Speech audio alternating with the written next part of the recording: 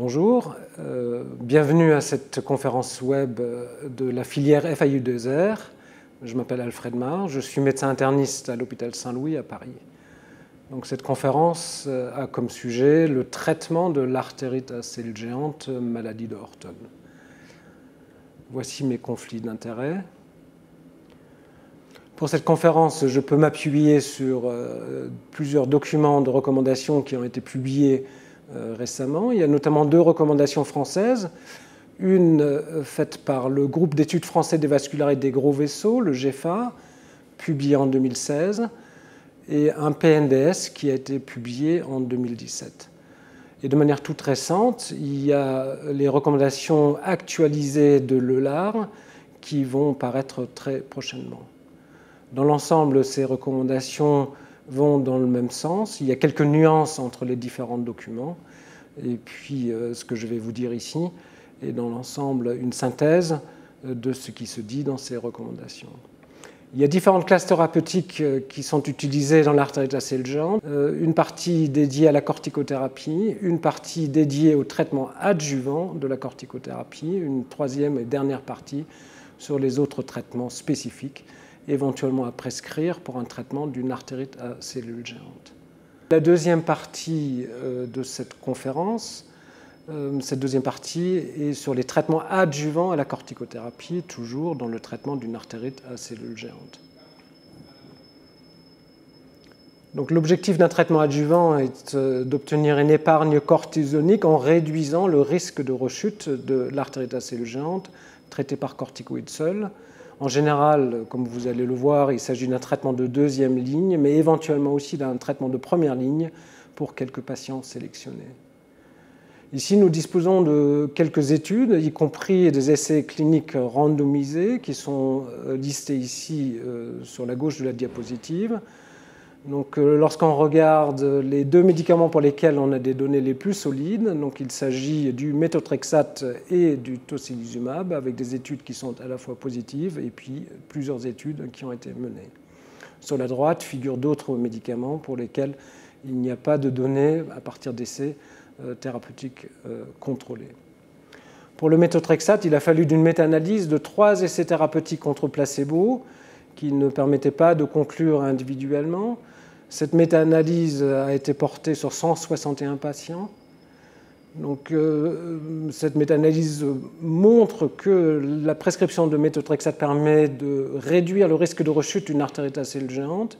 Sur la courbe en haut à gauche et sur la courbe en haut à droite, cela est encore plus efficace si on regarde en fait, la survenue d'une deuxième rechute sous traitement.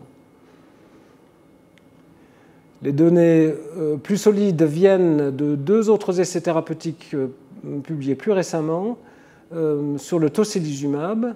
Donc, il y avait un premier essai relativement petit avec 30 patients, donc 20 patients randomisés pour recevoir un traitement par tocilizumab, 10 patients randomisés pour recevoir un traitement par placebo. Donc, toujours en association à une corticothérapie avec un schéma de décroissance assez rapide, comme cela est souvent fait dans des essais thérapeutiques randomisés, évaluant les traitements adjuvants dans l'artérite à cellules géantes. Donc, ici, il y avait un sevrage de la corticothérapie qui est survenu au bout de 6 mois de traitement. Et cet essai a démontré que le tocilizumab réduisait de manière significative le risque de rechute, donc avec un suivi à 1 an et un traitement par tocilizumab qui a été maintenu pendant 1 an.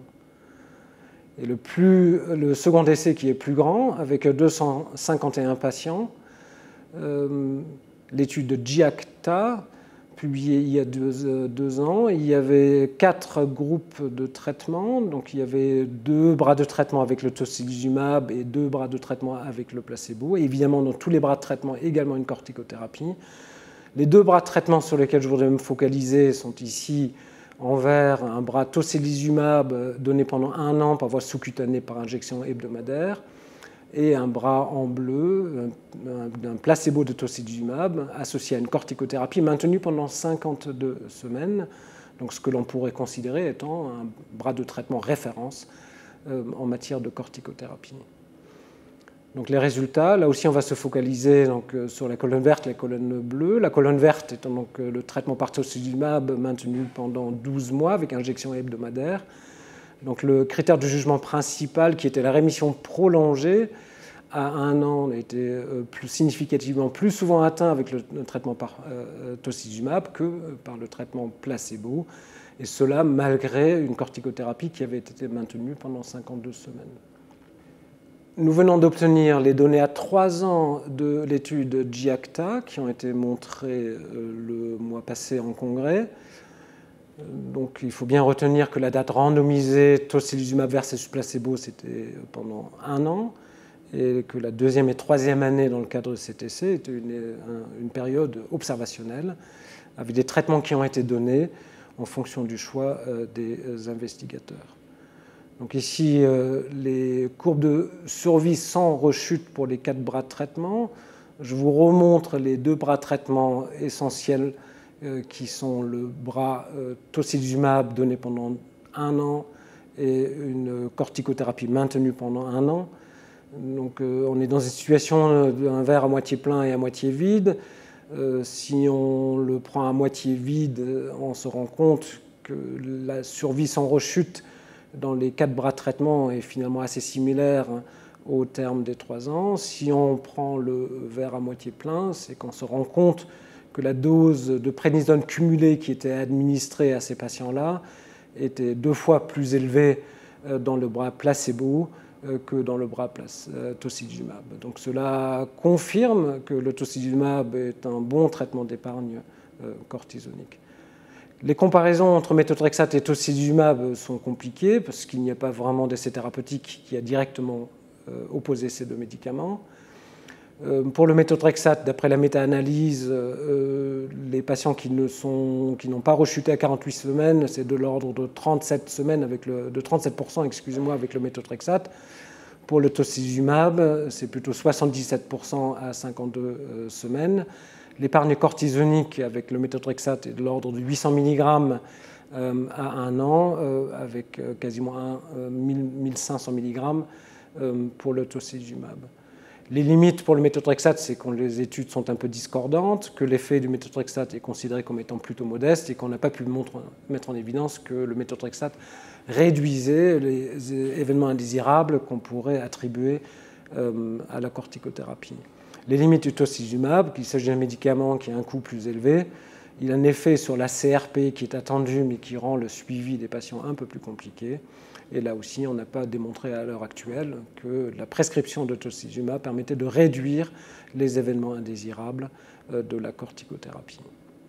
Donc la question se pose ainsi, quelles sont les indications d'un traitement adjuvant chez un patient qui a une artérite à cellules géantes?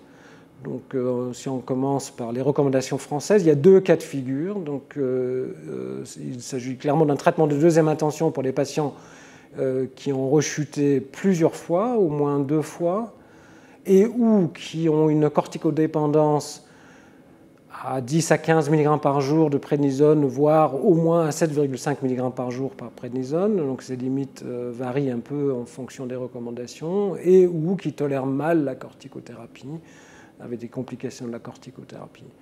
Lorsqu'on a des patients qui se trouvent dans ce cas de figure, on peut décider de la prescription d'un traitement adjuvant à la corticothérapie. Et puis on reconnaît qu'il y a certains patients pour lesquels un traitement adjuvant peut être donné dès la première intention. Donc c'est probablement des situations qui ne sont pas extrêmement fréquentes, mais de patients pour lesquels on pense que l'épargne cortisonique constitue un enjeu majeur. Donc ça ne veut pas dire qu'on peut traiter une artérite à cellules géantes sans corticoïdes, mais la prescription d'emblée d'un traitement adjuvant a comme objectif de pouvoir plus vite décroître la corticothérapie, en espérant ainsi d'avoir moins de complications de corticothérapie chez des patients qui sont déjà fragilisés à cause d'un diabète, une hypertension artérielle mal contrôlée, un antécédent psychiatrique sous corticothérapie ou une ostéoporose sévère ou fracturaire. Pour le choix du traitement adjuvant, donc, le PNDS de 2017, qui n'est peut-être plus complètement à jour avec les données récentes qu'on vient d'obtenir de l'étude GIACTA, en tout cas en 2017, on avait laissé ouvert le choix du méthotrexate ou du tocilizumab lorsqu'on décide de démarrer un traitement adjuvant, et en expliquant que le choix devait se faire au cas par cas. Lorsqu'on regarde les recommandations de l'EULAR qui vont maintenant être publiées, donc j'ai laissé le texte en anglais tel qu'il sera publié dans ces recommandations. Donc, les recommandations EULAR sont d'accord aussi avec ce principe qu'il faut donner un traitement adjuvant chez des patients qui ont une maladie réfractaire ou marquée par des rechutes, ou alors lorsqu'il s'agit d'un patient en fait, qui est à risque augmenté de mal tolérer la corticothérapie. Là où c'est un peu différent du PNDS de 2017, c'est que l'EULAR propose le tocilizumab un peu en première intention, considérant que le méthotrexate est éventuellement une alternative au tocilizumab. Que retenir donc, de cette partie sur les traitements adjuvants à la corticothérapie pour soigner une artérite à cellule géante? Les indications de traitement adjuvant sont sûrement les patients qui ont fait des rechutes multiples et ou qui ont une corticodépendance. On peut envisager de traitement d'emblée par un traitement adjuvant lorsque l'épargne cortisonique est un enjeu majeur en raison des antécédents du patient. Le choix entre le tocilizumab ou le méthotrexate doit être décidé au cas par cas, en sachant qu'il y a une préférence pour considérer que le tocilizumab est plus efficace qui est en train de se dégager. La durée de traitement adjuvant est mal définie. Si on se base sur les études qui ont été menées, ce serait 12 mois pour le tocilizumab et 24 mois pour le méthotrexate, mais il n'y a pas réellement de consensus à ce sujet. Je vous remercie de votre attention.